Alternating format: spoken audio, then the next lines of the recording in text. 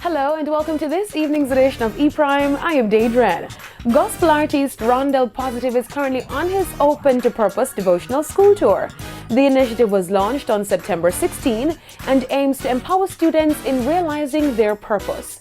Rondell has already visited Mountain View Primary School, St. George's College, Penwood High School, Papine High School, Stony Hill Primary and Junior High School, among others. The tour integrates music, motivation, and mentorship. Each visit on the tour features high-energy performances and testimonies by the featured acts. The tour will end on November 4.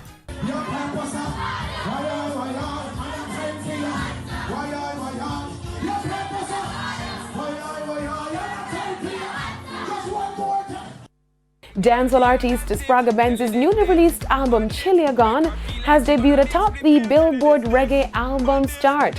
The album features 15 songs and shows the growth of the 90s top DJ as he ventures into different moods and sounds in each song.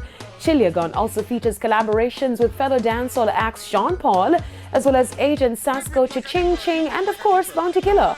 This marks Spraga Benz's 8th studio album and is the follow-up to his 2010 released album dubbed Shatta Culture. Chiliagon was released on September 29 and is available on all streaming platforms. Get your copy. Different.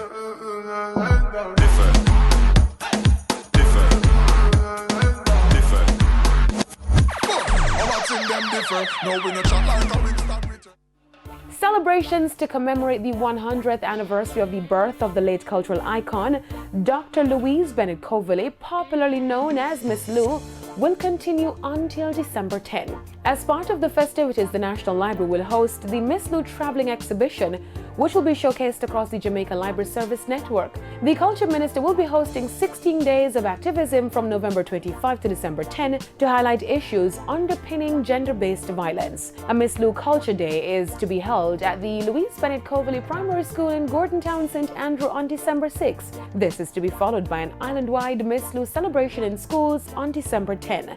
The celebratory activities will culminate with a symposium on language rights and the Jamaican language at the UWI Mona also on December 10. Several celebratory events are also to be held in Canada, where Miss Lou spent the last decade of her life. Now onto the international scene, where Rihanna has released a book dubbed the Rihanna Book on October 10.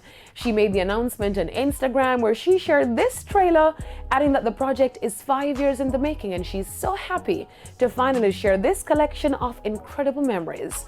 The book contains more than 1,000 photos documenting Rihanna's decorated career over 504 pages.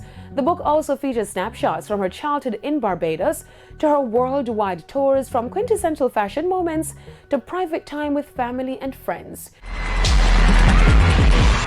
I think it needs to be a combination of that I am, I represent, and kind of see the evolution through the pictures. Rihanna had the official launch event for the book over the weekend.